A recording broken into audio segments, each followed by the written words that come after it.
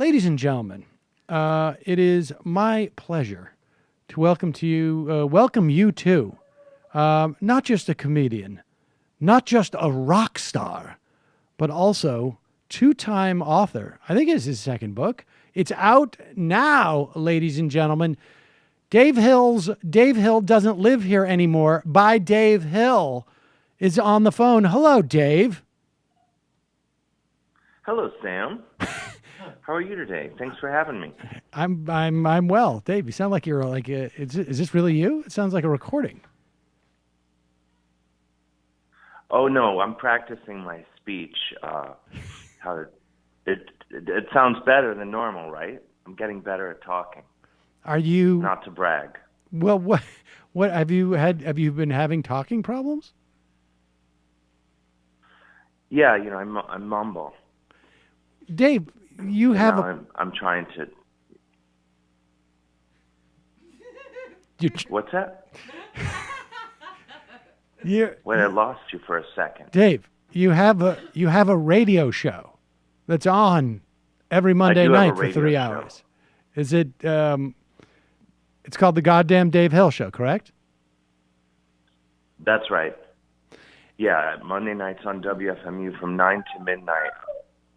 That's where I've been getting all my talking practice in. But I mean, don't you think that I'm not as good as that rapper? Don't you think that you should have? What's that? Don't you think you should have done that, like practice before, actually starting the radio show? I mean, do you really think the radio show is like a good place to practice talking? Baptism by fire, Sam. Yeah, just throw me in. Put me in, coach. I'm ready to play. That's how I did it. Oh, I thought Plus, it's WFMU, and some of the, Right. It's community radio. A lot radio. of the shows on WFMU sound like the transmitter's broken, so. There you go. I can get away with not speaking clearly. Dave, I have to tell you that I think that you are the first person I've had on this program who is famous in Japan. Aren't you famous in Japan? Aren't you like a big star? Thank you. Aren't you a big star in Japan? Yeah, I'm not being facetious. It's extremely difficult for me to. If we were to walk down the street together in Japan, we'd be trampled. You might be spared, actually. I mean, but I would encourage you to jump out of the way. Do people say it that way? Walk down the street in Japan? Wouldn't it be a specific city? Tokyo. We could start with Tokyo. Move on to Osaka, which is kind of the Chicago of Japan. Right. And then we, keep going. Kyoto, Nagoya. But yeah, it's chronicled. My brush with fame in Japan is chronicled in my first book. But I don't get into it in the new book. Well, what do you talk about? It's already a foregone conclusion. Right. Everybody knows. I'm glad you asked. Well, I mean, Tasteful Nudes was your first book. And that was my first, yeah. And is that sort of like a memoir or just a? I mean, how would you describe Tasteful Nudes? It's a collection of essays, but the reflective sort of the thread of it is about my relationship with my dad in the aftermath of my mother's death. But there's other things in it. I wind up in a Mexican prison. It's a true story. That one wrote itself, I have to admit. Yes. And then I worked for Donald Trump for one day in 2004, back when he was a quiet businessman from Queens. Just a simple. What did you? I wrote celebrity ringtones for him. You wrote celebrity. So you could. Yeah, like he had, he says, "Hey, this is Donald Trump. Pick up your phone."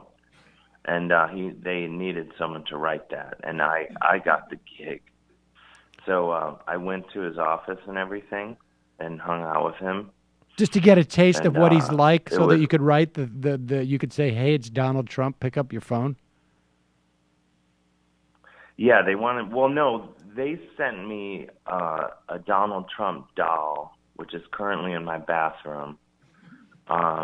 They sent me that. and they sent me 2 of his books, Art of the Deal and Art of something else. I can't remember what the other one was, and that was to help me sort of get inside his head a little bit.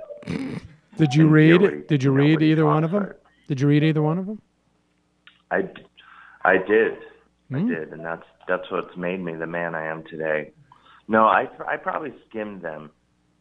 They were really nice. They had like gold embossed lettering on the front, which is always a good sign that a literary thrill ride awaits you inside.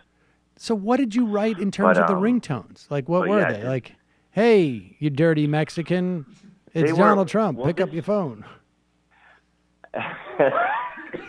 That's what I wish I had known. I would have gone with that. The weird thing was, it was right when The Apprentice was The Apprentice was at the peak of its powers.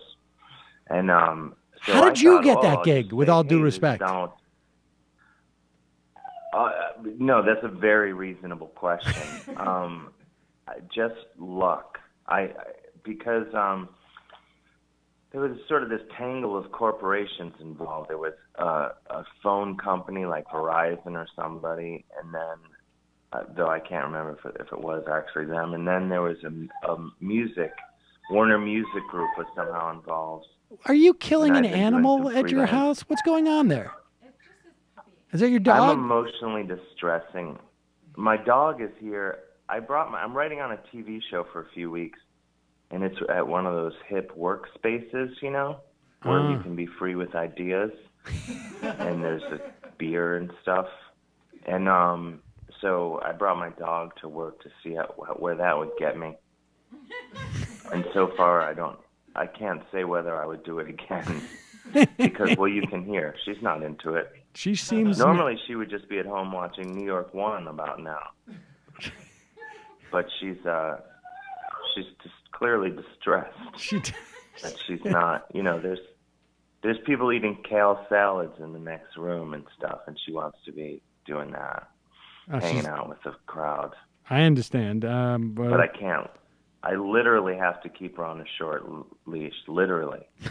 But the thing with Trump I wanted to tell you, though, I couldn't say, this is Donald Trump, you're fired, because he somehow lost the rights to his catchphrase. NBC owned the rights to "you're fired." So if you need another reason to maybe question whether he's fit to be president, right? How do you lose? I'm just saying, if he lost his own catchphrase, maybe he wouldn't be good with, I don't know, foreign policy. Just little things. I think, frankly, it's just something to think about. Why haven't you written that article? Well, I did. It's in the book. I wrote it for the Paris Review, but unfortunately, la-di-da. Yeah, not to brag, but. Well, wait a second. Tell me again how you ended up with this gig. Tell me how you ended up with this gig, because okay. It's hard for me to imagine that Donald Trump is sitting around going like, who's going to capture my voice? Who out there is going to capture? Yeah. What comedian should I get to capture my? Oh, I know, Dave Hill, of course. I know. Yeah. You'd think he would have gone straight for the Wayans brothers or something, but I was writing stuff for Warner Music Group, like punching up executive speeches and things like that, and writing, just little blurbs to put on websites. This is a simpler time. I was just a pretty young thing, new in town. Right. And so then it was during the celebrity ringtone craze of the early 2000s. I remember it well. So they were doing, yeah, I mean, everyone headed for the coast. They left their families behind. Who's in the back? Are they laughing at something else or this conversation? No, people. My insecurities are, they're ever present, but I can't tell if you're just near someone who's watching like 2.5 Men reruns. Yeah, we're always playing that that's on a loop in my office. No, people are enjoying I have no story. idea what's happening. Oh, okay. For a guy who does a weekly radio show and podcast, you're really thrown off by this. Well, I'm just in a room all alone when I do my radio show. I'm just broadcasting into the ether, Right. So, Well, it's not to terrible. have a You're. actual, I got news for you. You're broadcasting into the ether right now too. It's just that we're talking on the phone. I know. Well, so you know how it messes with your mind. I mean, a little doesn't bit. it? Fortunately for me, I get that at home, even when I'm standing in front of my family and talking to them. It feels exactly the same way. So, excuse me. Oh, not to keep coming back to this Trump thing. well, you haven't finished the I'll give you an story. exclusive. Yeah. Okay. Hold on for a second. So Wait. I go to his Wait. office. Are you giving me exclusive right now? I'll give you the exclusive, the bonus content. All right. Here it is. Not Hold in on. the book. I got the breaking news. Go ahead.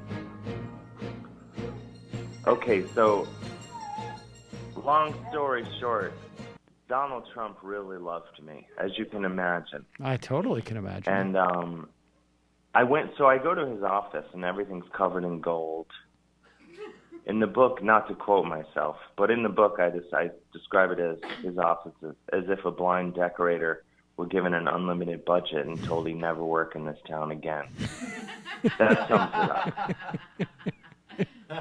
That's the sort of gems that await you in my new book. But that's from your old book. This is from my current. Dave Hill doesn't live here anymore. The one I'm on the warpath for. Fantastic. Yeah, this is where you can read about my Trump encounters. And here's the exclusive you won't find in the book. Is that so it went really well. Trump loves me. He would only talk to me. There were like a dozen people in the room, and at one point he says, "Who wrote these?" That's my Trump impression, and everyone's like, "Oh," thinking they're throwing me under the bus. They're like, "That guy, Dave Hill," and then he's like, "Oh, these are great. You're a really good writer." And so he would only talk to me. People would address him, and he would just sort of stare off into an imaginary horizon and wait for them to finish, and then he'd say, "What do you think, Dave?" And so I was having a great time. I showered and everything on this day. It's worth noting. And then, so then I get a call a couple of days later from, someone else from the Ringtone concern. And they say, "We heard Donald Trump loves you. We want you to write ringtones." This is the exclusive part. "We want you to write ringtones for Madonna. Are you ready for the task?" And I was like, "Yeah, sure." And so I wrote a bunch of them for Madonna, and they called me back and said, and this is irony here. They said, "These are horrible. We hate them. You're fired." I did get paid for both of them. Wow. So now I got paid. All right, I have two questions for you. And I got out of the ringtone game. Yeah, that's a tough business. I mean, it's there's no mercy shown in that business. Two questions for you. One, you burn out. One, do you still have the actual script of the ringtones? Like, do you remember which ones he was responding to? Yes. Are they in the book? There's a few samples in the book, but I think I have the document here somewhere. Let's have a look. Trump. What are you doing? Are you looking at a computer? I'm doing a search of. I was going to say, I feel like you're on my computer. I feel like you're probably just rummaging through old files at your work-share space. Now, here's the other question: are you supporting? Yeah, no.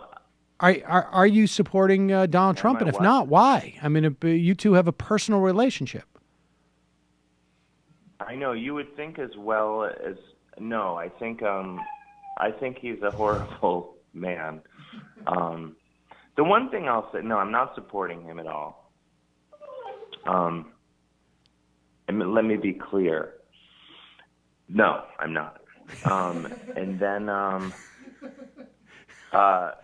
but I will say the one thing that gave me hope is that, and people, certainly other people have had this observation since, though I was the first ever, is he's very self-aware, and like that was one thing I sensed is like, oh, this is, he's playing a character.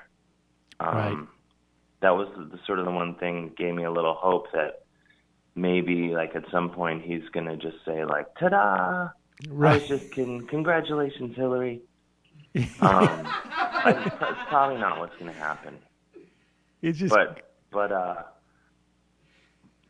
he is more than anything else just a performer. So I did like that about him. As a performer myself, I was like, oh, we have something in common. well, you I think sort that's of, all we have in you common. sort of have that. Well, You have sort of that quality a little bit, right? Like you put on that mask at times. oh, sure. Yeah, that's what I kind of admired about him. But no, I do think, let me be clear, he's human garbage. I'll have to say that. Hello, you. I'm Sam Seder. Looking for smart progressive talk that is occasionally amusing? Well, subscribe to our YouTube feed. Subscribe to our podcast. Like us on Facebook. And just generally enjoy us.